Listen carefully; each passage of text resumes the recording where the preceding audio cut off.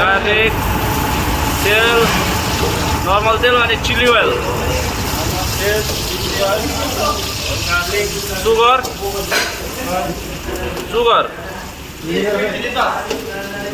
vinegar,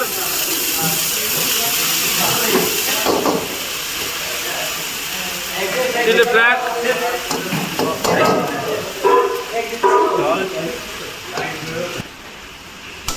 sweet chili sauce, हल्का salt पनि हाल्नु त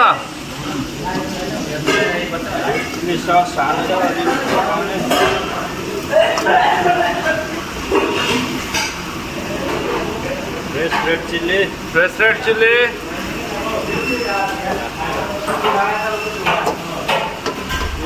बेसिल